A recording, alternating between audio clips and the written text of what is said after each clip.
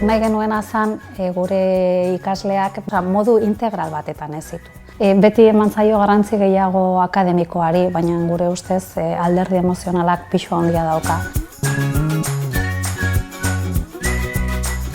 Orain dela 3 urte hasi ginean nire lankide bat eta ni karma timonedarekin. Nire bizitzan karma aurretik bat izan dela eta beste bat bera ezagutu ondoren.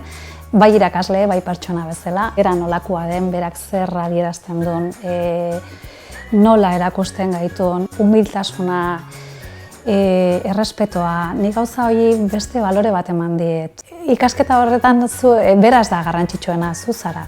Osea, ikasleok gara, garrantzitsuenak, eta azkenan hori da guk ero gure ikasleekin egin nahi duguna, ez? Eta nolabait berak erakusten dizu praktikoki.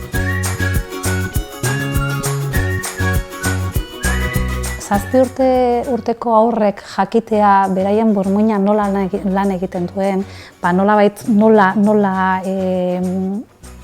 egokitzen den, ze tresnak behar dituzten momentu bakoitzean, egia esan oso baliagarria da.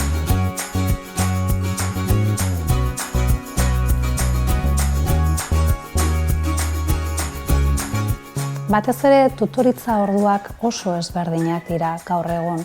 Lehen hasiera batean, orain dela 20 urte, zan batez ere gatazka konpontzeko edo nola sentitzen ginen, baina gainera itxoiten genuen, ez? Astean behin baldin bageneukan, orduan saiatzen ginen aste guztikoak konpontzen.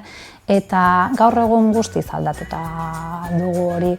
Adibidez, tutoritza orduan egiten duguna da, txikitatik emozioak lantzen ditugu, norberaren emozioak ezagutu, kudeatu beste historioa da, baina saiatzen gara baita ere norberarenak eta bestearenak, besteak sentitzen duena ere oso garrantzitsua da.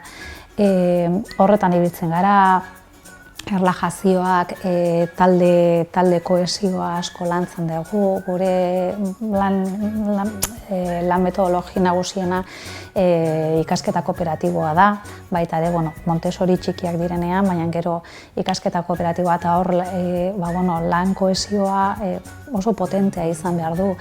Autoesagutza behar dugu, baina ondokoa ere ezagutu behar dugu, bere abileziak eta bere ahultasunak, gero taldean ondo lan egiteko, ez?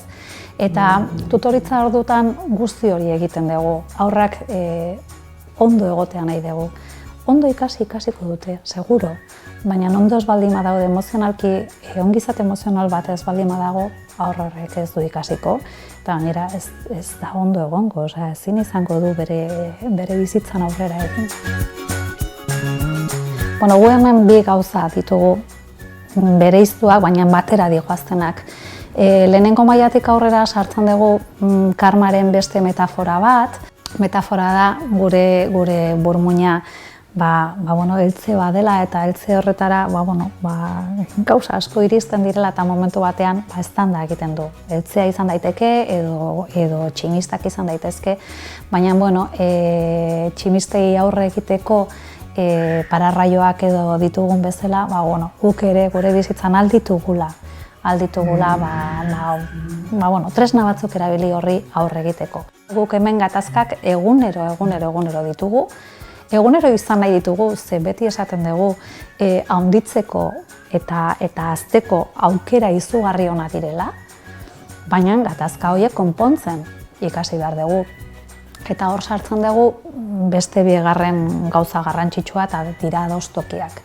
Haur hezkuntzan pintzelada batzuk sartzen ditugu, badituzte bere belarriak, bere ahoak, eta badakite gatazka konpontzeko oso garrantzitsua dela, batak hitz egiten duen bitartean besteak entzun behar duela. Lehenengo mailatik aurrera hor adostokiak pisu hartzen duela. Aurrak trebatzen ditugu horretan, ni mezuak lantzen ditugu, oso garrantzitsua da, ni gaizki sentitzen naiz, ez dakizarekin didazulako. Ze beti da, zergatik jo didazu? Ez da zergatik, ni gaizki sentitzen naiz, zuk hau egin didazulako. Eta behar bada zergaitia, gero aterako da edo ez. Baina garrantzitsua da, zu jakitea ni gaizki nagoela. Eta zerbait egin dezakezula ni hobeto sentitzeko. Gauza da, erreparatuta sentitzea, bai bata bai bestea. Gure lana ere asko, azkenean, asko errezten dute. Ze zuk eman diezu beraiei erramenta eta erramenta horrekin aurrera egiten dute.